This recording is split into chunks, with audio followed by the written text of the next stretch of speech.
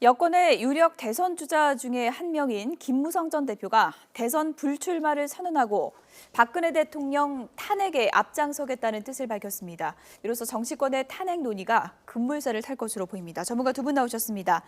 이현종 문화일보 논설위원 그리고 김홍국 경기대 겸임교수 나오셨습니다. 어서 오세요. 네, 안녕하세요. 안녕하십니까. 네, 탈당 여부에 관심이 쏠렸던 김무성 전 대표가 오늘 기자회견을 열고 대선 불출마를 선언했습니다. 주제부터 보시죠.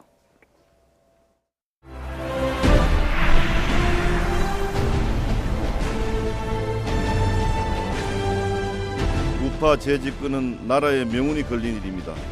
저부터 그 일을 위해 몸을 던지겠습니다.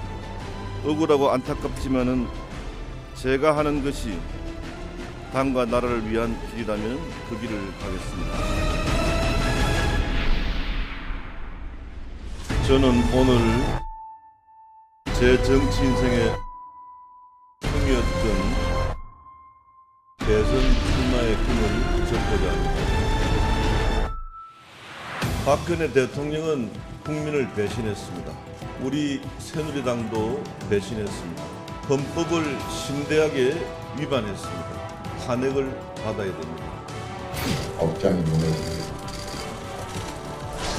좀 아쉬운 점도 있습니다만은 정치는 생물이라 어떤 변화가 있을지 잘 모르겠습니다.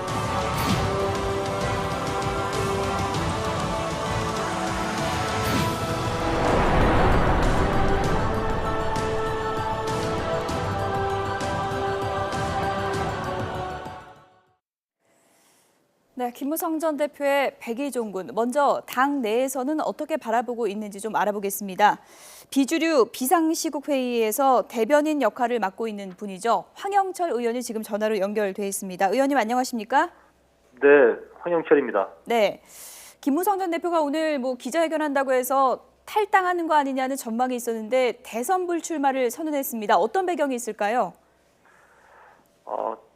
자기가 먼저 버리고 그리고 책임지는 모습을 보였을 때 더욱더 힘있게 그 주장에 힘이 실릴 수 있다고 보고 있고요. 예. 그래서 이번 탄핵 국면과 또 정치 쇄신에 좀 더 힘있게 앞장서고 주도적 역할을 하겠다 이런 의미가 있을 수 있다고 봅니다. 아울러 이 흔들리는 보수들에게 중심이 되어 줄 수 있는 그런 모습으로 다시 설 수 있을 거라 이렇게 보고 있습니다. 네, 갑작스러운 결심인지 아니면 좀 이전부터 계속 이런 생각이 있으셨는지 좀 들으신 얘기가 있으십니까?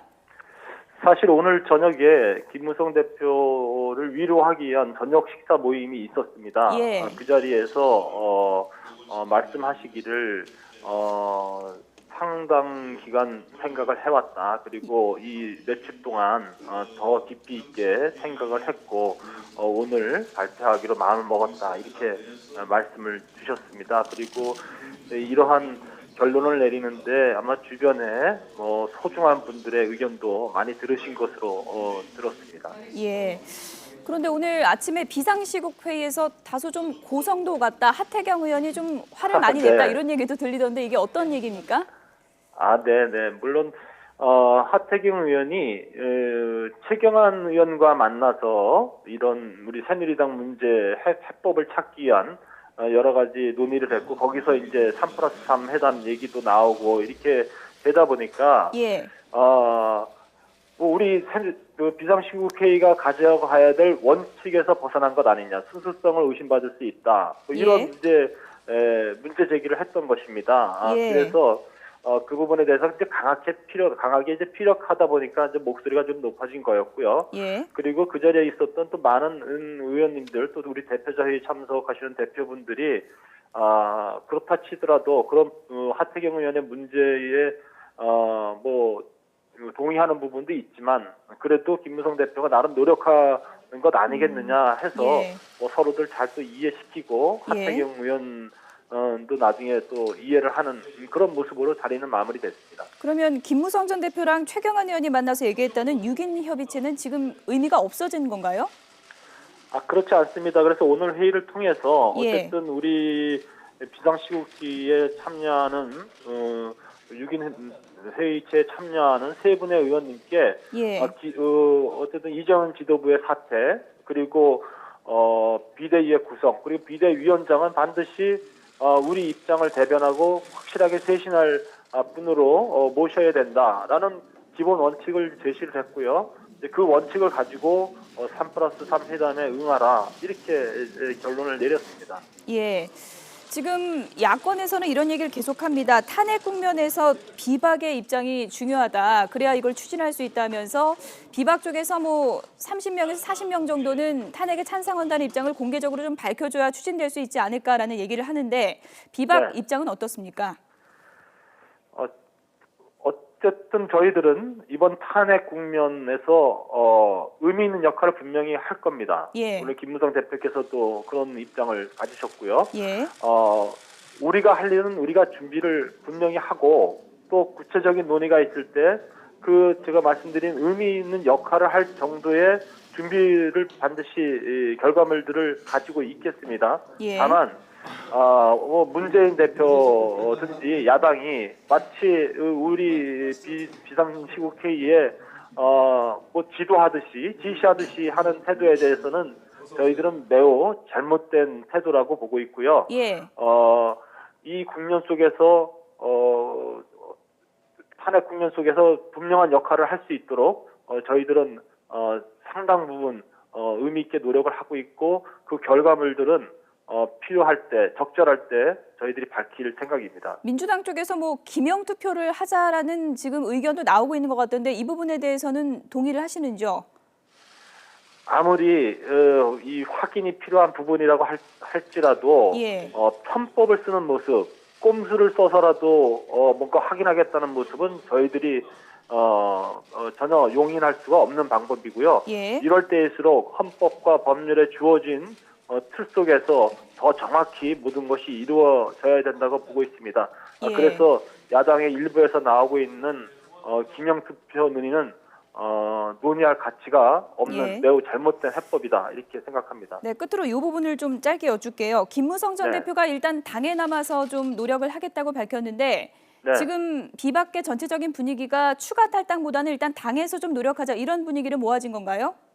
그렇습니다. 저희들은 당 내에서 우리 당을 쇄신하고 변화하고 또 해체라든지 이런 등등을 통해서 정말 보수 세력의 구심점이 다시 돼야 된다. 그런 의지로서 지금 당내에서 더 힘든 싸움을 하고 있다. 이렇게 말씀드릴 수 있을 것 같습니다. 네. 지금까지 황영철 의원 연결해서 비박의 입장을 좀 들어봤습니다. 전화 연결 감사합니다. 네, 감사합니다. 네, 황영철 의원 연결해서 지금 이제 입장을 들어봤는데 네. 김무성 전 대표 대선 불출마 얘기부터 좀 해봐야 될 것 같습니다. 네. 정치 인생으로 따져보면 세 번째 백의종군이라고 할 수 있을 것 같은데 네. 어떤 의미가 있을까요? 일단 뭐 지난 19대 총선에도 백의종군 했었고 사실 이제 그 박근혜 대통령을 만든 데는 사실 뭐 1등 공신이었지 않습니까? 예. 그리고 또 친박이라는 조직을 처음에 만들었고 이제 그런 분이 지금 이제 불출마 선언을 하는 것은 일단 본인이 만든 정권에 대한 어떤 본인의 좀 뭔가 책임을 져야 되겠다는 그런 태도가 보여집니다. 예. 특히 이렇게 이제 불출마 선언을 한 배경에 보면 일단 지지율 면에서 한때 지지율이 1위였지 않습니까? 그런 상황인데 지금은 뭐 사실은 크게 의미가 없는 지지율로 좀 떨어졌어요. 이제 그것에 대한 어떤 본인의 판단이 있을 것 같고요. 또 하나는 이제 탄핵이라는 것이 지금 사실은 새누리당 비박계가 뭔가 좀 표로서 보여줘야 되는데 예. 문제는 자기가 스스로 기득권을 가지고 이제 그 할 경우에 만약에 김무성 대표가 불출마 선언을 하지 않고 할 경우는 상당히 사심이 있다라고 그렇게 지적을 받을 수 있고 뭉쳐질 수가 없거든요. 예. 그런 면에서 본다면 본인이 책임을 지고 일단 탄핵 국면을 이끌어 나가겠다는 거. 그러한 동력을 기반으로 해서 다시 보수 정당을 다시 세우는데 본인이 주도적 역할을 하겠다. 자, 이 주도적 역할을 함으로 해서 결론은 이제 나중에 개헌이라는 목표, 본인의 목표를 향해서 달려가겠다. 아마 그런 어떤 전체적인 시나리오를 좀 짠 것 같습니다. 예. 그 속에서 일단 불출마를 하면서 기득권을 던지고 결국 탄핵 세력들을 모아서 이걸 통해서 어떤 보수 세력의 다시 한번 혁신 이런 것들을 좀 하기 위한 어떤 그런 전반적인 큰 틀 속에서 오늘의 결단이 이루어졌다. 저는 예. 그렇게 바라봅니다. 이런 배경을 이해하고라도 왜 굳이 지금 시점에서 불출마 기자회견까지 해야 됐느냐라는 의문은 많은 분들이 갖고 있는 것 같은데요. 새누리당이 예. 와해 직전입니다. 지금 상황은 새누리당에게는 엄청난 위기 상황이고요. 집권 여당으로서의 존재감이랄까요? 이런 부분이 지금 상실되고 있거든요. 최근에 나온 여론조사를 보면 날짜별로 본다면 국민의당에게 뒤지는 3.15까지 추락했다는 그런 조사까지 있지 않습니까? 예. 이런 속에서 박근혜 대통령과 청와대는 마이웨이를 하겠다. 이 상황에 정면 대치를 하겠다는 그런 입장입니다. 예. 그렇다면 친박계와 박근혜 대통령에 끌려가는 방식으로는 내년 대선에서 정권 재창출은 어렵다. 보수가 몰락할 수가 있다는 그런 위기감이 있고요. 그런 부분들이 결국은 지지부진한 본인의 지지율과 함께 도저히 이대로는 대선에서 이 대선 주자로서의 존재감을 더 이상 찾기는 어렵다.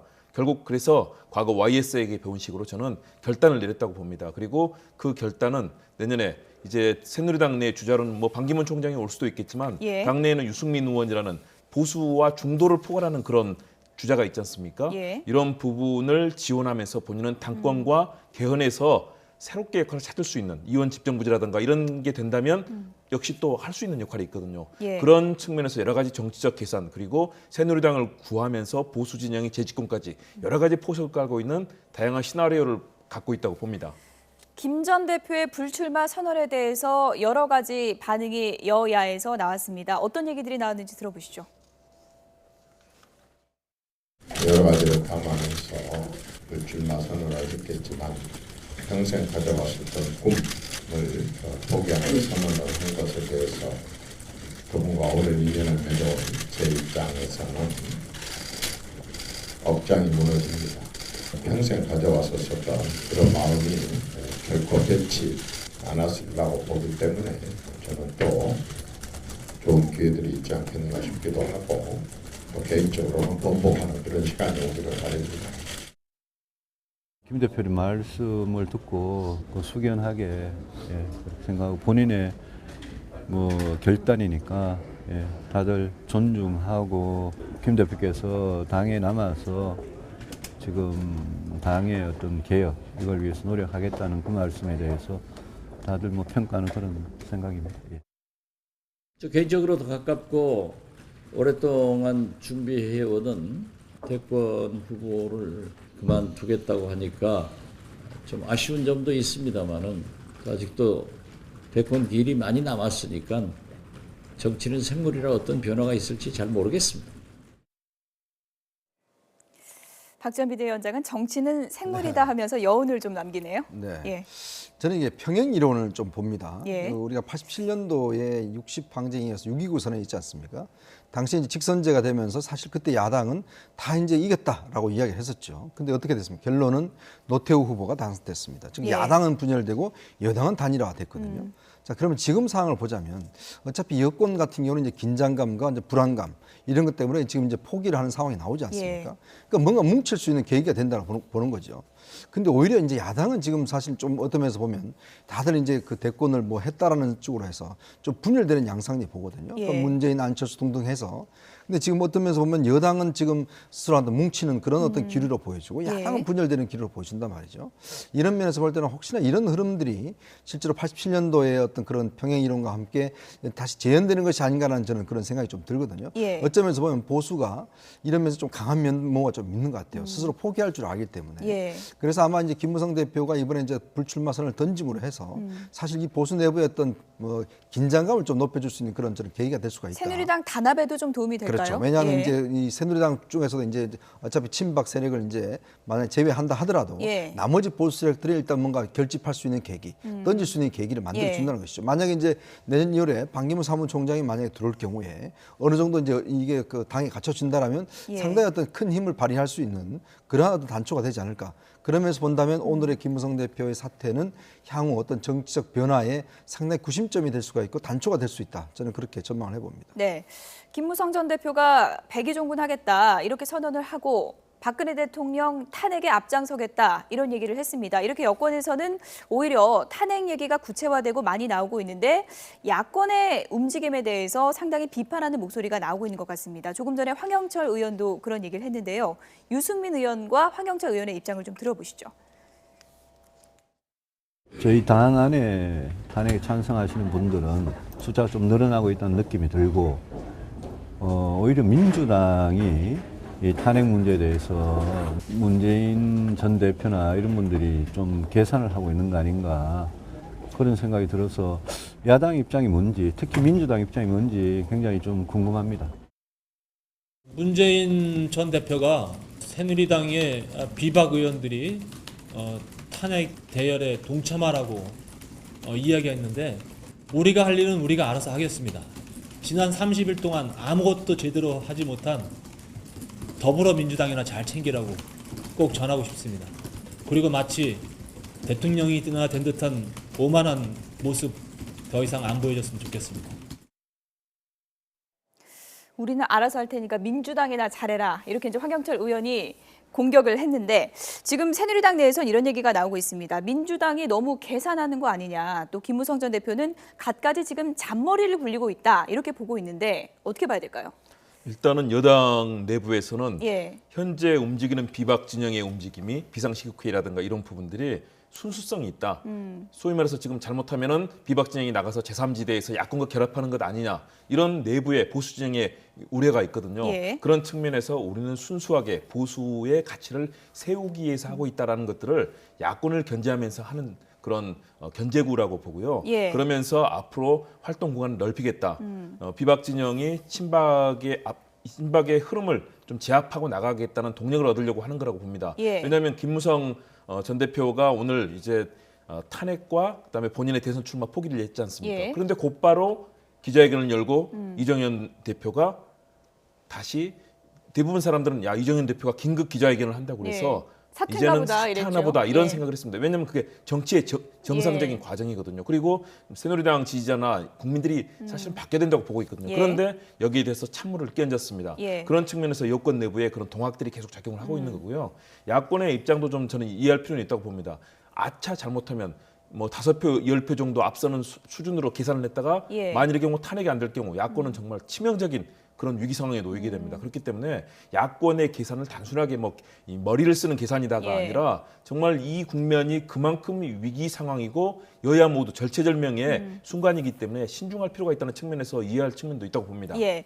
그런데 이제 비상시국회의 비박들 입장에서는 이 정도면 성의를 충분히 많이 보여준 거 아니냐, 우리 입장을 많이 보여준 거 아니냐 이렇게 이제 얘기를 하고 있는 것 같은데요. 그렇죠. 이제 일단 비박계가 이제는 뭔가 가시화됐기 때문에 예. 이제 서명 운동도 한다는 거 아니겠습니까? 그렇죠. 본인의 뜻을 서명 운동한다는 예. 것인데 이제 민주당이 보면은 자꾸 이렇게 여당에 대해 비박계에 대해서 자꾸 윽박지른다든지 자꾸 왜 당신들은 뭐 이렇게 책임져야 된다든지 또 특히 오늘 추미애 대표가 보면 좀 이게 탄핵을 그렇게 빠른 시간 안에 하지 않겠다라는 예.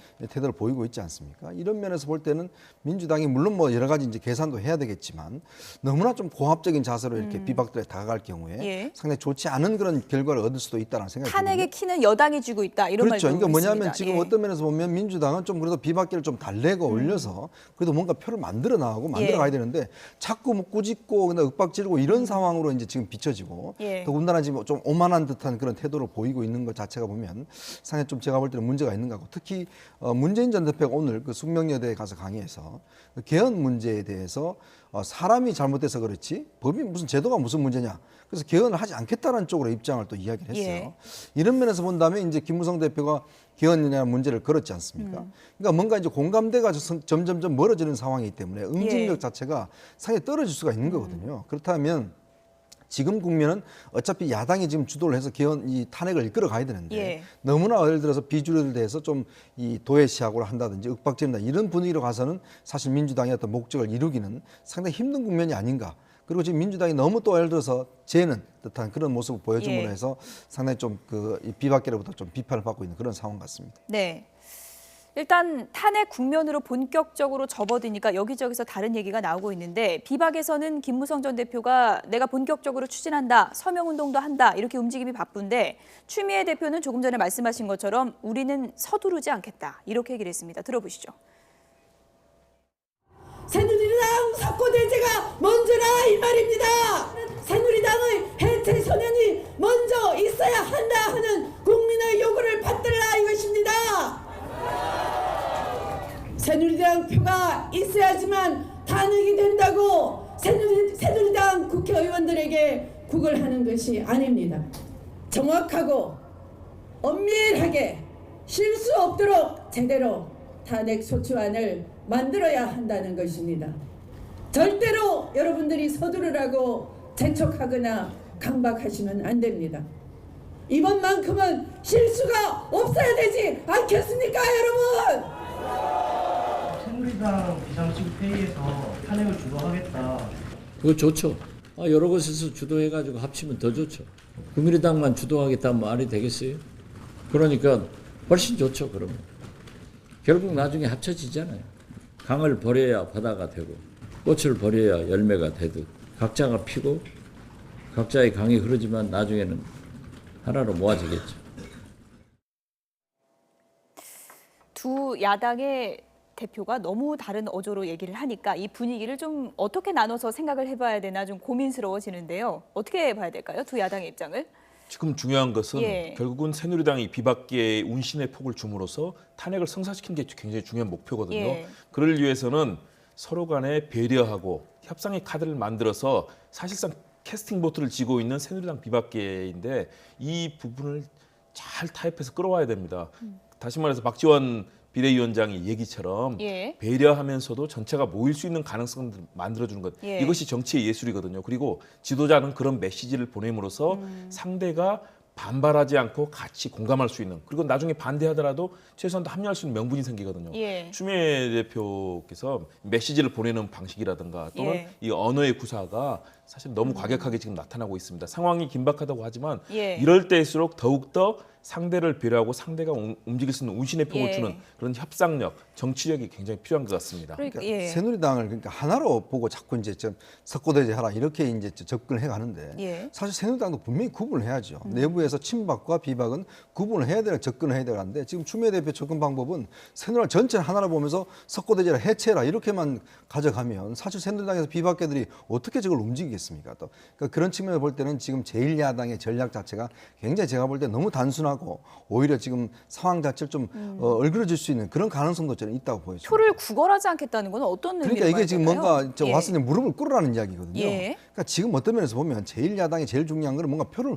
모아내는 과정이 중요하지 예. 않습니까? 지금 박지원 비대위원장이 이야기를 했지만 이쪽에서도 하고 이쪽에서 같이 모이면 좋은 거 아니냐. 바로 그걸 통해서 이제 뭔가 탄핵이라는 게 이루어지거든요. 그러니까 그런 걸로 보면 지금 뭔가 제일 민주당이 정말 어떤 위에 위치해서 자꾸 제 밑에 있는 새누리당 비박계를 향해서 자꾸 너네도 왜 안 따라오고 뭐하냐 이런 식으로만 구박을 한다면 예. 이거는 비박계들이 상당히 제가 볼 때는 뭉치기 힘든 예. 상황이죠. 두 야당의 대표 추미애 대표와 박지원 비대위원장의 접근법이 상당히 다르다는 거를 이 녹취만 봐도 알 수가 있는데 박지원 비대위원장 얘기를 들어보면 각자의 강이 흐르지만 나중에는 하나로 모아지겠죠. 이렇게 얘기를 했는데 박지원 비대위원장이 새누리당을 탈당한 김용태 의원하고도 만났다고 합니다. 그렇기 때문에 이 대목이 조금 의미 깊게 들리기도 하는데요. 그렇습니다. 예. 적극적으로 이 구애하고 또 상대를 끌어들이는 그런 전략들이 지금 아주 치밀하게 부딪히고 있는 상황이거든요. 예. 김용태 의원 같은 경우는 지금의 국정 상황에 대해서 엄청난 위기의식을 표현하고 있고요. 조금 전에도 뭐 그런 얘기를 직접 하는 걸 들었는데 현재 상황으로 간다면 대한민국의 위기고 새누리당만의 위기가 아니라 우리 대한민국의 위기다. 예. 여기에 대해서는 정말 정치의 진정성을 회복해야 된다. 박근혜 대통령의 탄핵에 대해서는 당연시하고 있는 상황입니다. 예. 그렇다면 함께 갈 수 있는 그런 장들을 만드는 것, 이런 부분들이 곳곳에서 만나고 서로 이 단합할 수 있는 계기들을 만들어주는 것, 이것이 결국은 이번 국면의 위기를 넘길 수 있는 그런 정치권의 생존 전략인데요. 너무 강하게 나가고 있는 추미애 대표나 더불어민주당의 행보가 조금 더 신중한 전략적 포인트를 잡아야 될 것 예. 같습니다. 일단 추미애 대표가 서두르지 않겠다, 탄핵을 철저하게 따져보고 하겠다고 했는데 어떤 타이밍을 잡을까요? 어쨌든 탄핵을 주도하는 입장이 돼야 되지 않겠습니까? 민주당이? 그렇죠. 만약에 이제 일단 표 계산을 좀 하겠죠. 예. 지금 현재 이제 야당은 김용태 의원 탈당하면서 야당과 무소속이 172석입니다. 그러면 28석 이상을 이제 새누리당 비박계가 가져와야 되는 것이거든요. 예. 지금 이제 김무성 대표가 전 대표가 일단 서명 운동을 한다고 했지 않습니까? 그러면 방식은 여러 가지가 있을 거로 보입니다. 예. 일단 이제 과반수의 이제 발의가 있어야 되죠. 그럼 발의는 일단 기명으로 할 수가 있습니다. 자, 그러면 일단 좀 뭔가 확실하게 하기 위해서는 새누리당 비박계가 이 발의에 기명으로 들어갈 수가 있는 문제 예. 할 수가 있죠. 그렇게 된다면 어느 정도의 일단 표 계산이 될 수가 있는 것이고, 그래서 이제 비박계가 또 개인적인 입장을 표명해 주는 것, 이런 것이 이제 도움이 될 수 있을 텐데, 예. 근데 어차피 이 표는 결국 이제 무기명 투표로 갈 수밖에 없는 상황이거든요. 예. 그렇다면 이제 물론 정확하게 표를 따질 수는 없겠지만 결국 민심을 믿고 또 국회를 믿고 갈 수밖에 없는 상황이죠. 예. 어쨌든 비박과 야권의 탄핵 공조가 시작된 건 분명해 보이는데 이게 단단한 공조일지 아슬아슬한 공조일지는 좀 더 지켜봐야 될 부분인 것 같습니다. 최순실 게이트와 관련해서 갖가지 의혹이 하루에도 수십 개씩 불거지고 있는데요. 이제 외신에 이런 내용까지 보도가 되고 있습니다. 청와대가 비아그라를 왜 구매했을까요? 두 번째 주제여 보시죠.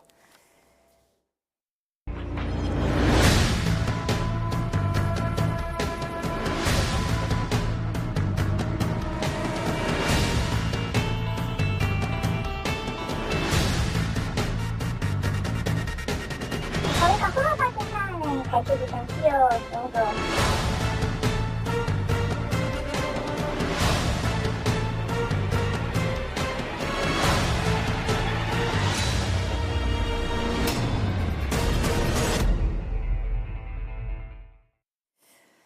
네.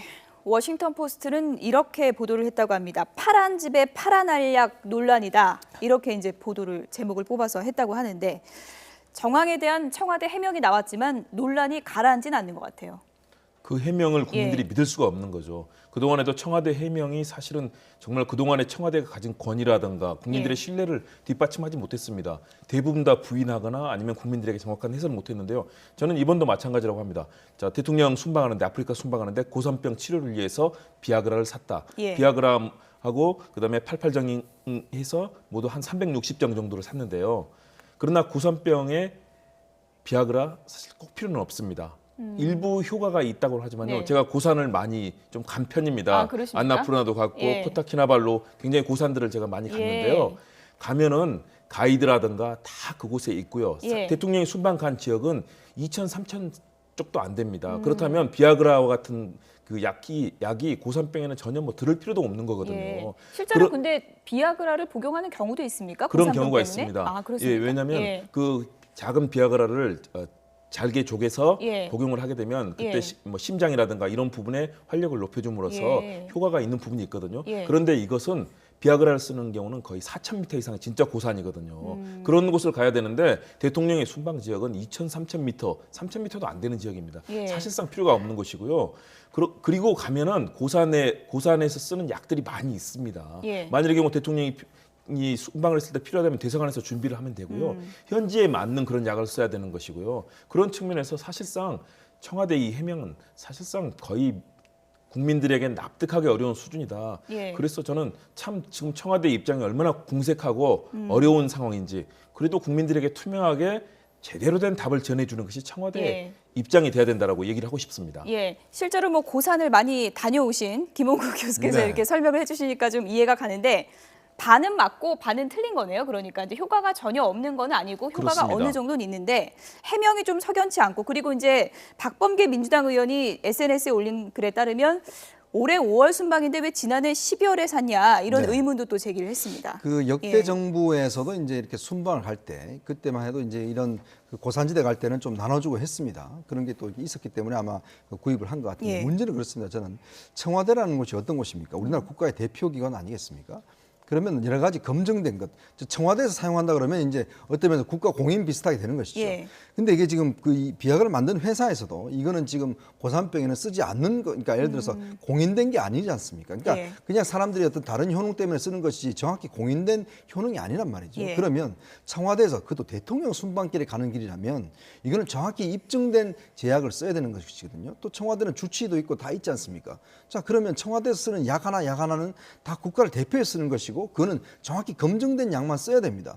그러니까 예를 들어서 옛날에 김대중 대통령도 본인이 보약을 드시다가 그 어떤 주치의가 이건 안 된다라고 해서 못 드시는 경우도 있거든요. 예. 자, 그러면 청와대에서 사용하는 모든 것들은 이런 게 필요한데 지금 그런 만약에 이게 이제 어느 정도 효능이 있다 하더라도 과연 이걸 위해서 즉 고산지 치료에서 따로 있거든요, 치료제가. 또 그건 또 따로 구입을 했더라고요. 한 1,000정 이상을. 그럼에도 불구하고 왜 비아그라를 또 따로 구매했는가? 이제 거기에 의혹이 있는 거죠. 그러니까 그렇다고 본다면 청와대의 약제 구입이 지금 보면 무슨 뭐 감초 주사 무슨 뭐 온갖 주사를 다 지금 구입했지 않습니까? 예. 국가기관 중에서 그렇게 구입하는 데가 어디 있습니까? 아무 데도 없어요. 그럼 예를 들어 개인적으로 맞으면 맞을 수 있는 것이지 예. 의무실이라는 그런 공식적 공간에서 맞는 게 아니거든요. 그렇다면 청와대에서 이렇게도록 약제가 무분별하게 관리됐다. 저는 이게 보면 뭔가 개인적 용도를 쓰기 위한 것이 아니면 어떤 직원들의 어떤 그 도덕적 해이라든지 이런 것들이 있지 않는가 저는 싶습니다. 청와대에서는 이제 하도 많은 의혹이 나오고 해명을 하다 보니까 자극적인 보도가 좀 심해도 너무 심한 거 아니냐, 자중을 해주기를 바란다는 또 입장을 발표하기도 했습니다. 사실 뭐 의약품 구매 자체는 이제 나쁜 건 아닌데 워낙에 이런 최순실 게이트 파문에서 신뢰가 떨어지다 보니까 이런 얘기까지 나오는 거 아니겠습니까? 그렇습니다. 예. 그 부분이 중요합니다. 지금 대통령의 건강을 챙기는 청와대 내 의료 시스템이 전부 무너졌습니다. 예. 주치의가 전혀 모르고 의료 기록도 없는 가운데 전문의도 아닌 분이 와서 대통령을 치료하고 주사를 주고 모든 부분들이 불투명하게 진행이 됐습니다. 다시 말해서 국가 기밀이나 다름없는 대통령의 건강과 청와대 의료 시스템이 완전히 무너진 거죠. 그래서 그런 분들이 무시로 차를 타고 드나들고 그러면서 대통령이 기록을 통해서 관리돼야 될 시스템이 완전히 붕괴됐다는 거. 이 부분 때문에 사실은 국민들이 걱정을 하는 거고요. 예. 사실은 정말 대통령께 필요하다면은 어떤 처방을 해서 하는 거는 당연한 국가적인 일인 거죠. 그런데 이게 의료뿐만 아니라 사실은 우리 곳곳에 인사권 또 사정과 관련된 거 국가의 중요한 정보들 모든 부분이 다 지금 기밀이 누설되고 하고 있는 이 상황과 현재 이 약을 쓰고 의료 치료를 받는 기능까지도 완전히 붕괴됐기 때문에 예. 국민들이 우려하고 걱정하는 거라고 볼 수 있습니다. 네. 이렇게 뭐 청와대 갖가지 의혹이 불거지고 해명하느라 상당히 바쁜 나날을 보내고 있는 상황에서 내부 시스템도 지금 이상이 있는 게 아니냐는 얘기가 나올 수밖에 없는 게 김현웅 법무장관 최재경 민정수석이 이제 사의를 표명하면서 특검 앞두고 너무 큰 구멍이 생긴 게 아닌가 하는 우려도 많이 나오는 것 같아요. 네, 일단 우리 행정부의 사정 시스템의 가장 두 개 축이죠. 예. 법무장관과 일단 그 민정수석인데 이 두 분이 동시에 사퇴를 했다. 이거는 사실은 국가 사정 시스템이 거의 뭐 마비 상태라고 이야기를 할 수가 있겠죠. 근데 문제는 그렇습니다. 저는 이 김현웅 법무장관은 좀 이해가 돼요. 왜냐하면 검찰에서 사실은 이제 그런 결과를 나온 데 대해서 법무장관이 좀 정책 책임을 진다라는 예. 측면은 이해가 되는데 최재경 민정수석은 지금 임명된 지 지금 임명장 받은 지 5일밖에 되지 않았고요. 일을 한 지는 한 달도 되지 않았습니다. 근데 뻔히 이 상황을 알고 이제 들어갔거든요. 예. 자, 이렇게 있는 상황에 뻔히 알고 들어갔는데 지금 결과에 대해서 책임을 진다? 이분이 책임질 수 있는 위치가 아닙니다. 왜냐하면 이분은 전혀 이 우병우 민정수석이 책임을 져야지. 이분은 책임질 수 있는 위치가 아니고 수습하러 들어간 분이거든요. 예. 근데 수습하러 들어간 분이 이 문제에 대해서 책임을 진다라고 사퇴를 했다는 것은 제가 볼 때 좀 미심쩍은 측면이 있어요. 본인 해명도 그렇고. 그러니까 이거는 결국 뭐냐면 청와대가 그동안 보면 여러 가지 변호인이 보면 여러 가지 좀 행동을 했지 않습니까? 두 차례 걸쳐 예. 발표를 했고. 그리고 또 이제 검찰의 수사가 지금 허위다, 지금 인신공개다 이렇게 하는 상황에서 민정수석이 일단 그걸 대표해야 되는 상황이에요. 예. 그걸 일단 청와대 입장을 대표해서 검찰과 싸워야 되는 이런 입장인데 아무래도 특수통인 이 최재경 수석이 도저히 그 상황을 견뎌내기 힘들었던 건 아닌가. 예. 자기 양심에 비춰와서 이건 아니다라고 생각했던 것이 아닌가. 저는 그런 측면에 좀 접근하고 싶습니다. 이런 부분에 대해서도 청와대가 이제 일각에서 제기되는 여러 가지 의혹은 사실이 아니다. 또 이런 부인하는 입장을 내긴 했는데요. 요즘 뭐 여러 가지 의혹이 불거지고 있는데 불똥이 여기저기 튀고 있습니다. 스포츠 스타에게도 많이 튀고 있는데 피겨 선수 김연아 전 국가대표가 여러 가지 의혹이 있었죠. 뭐 소위 찍혔다. 그래서 불이익 받았다. 김연아가 상당히 안 좋은 일이 있었다. 이런 얘기들이 있었는데 이 부분에 대해서 해명을 했습니다. 어떤 얘기를 했는지 들어보시죠.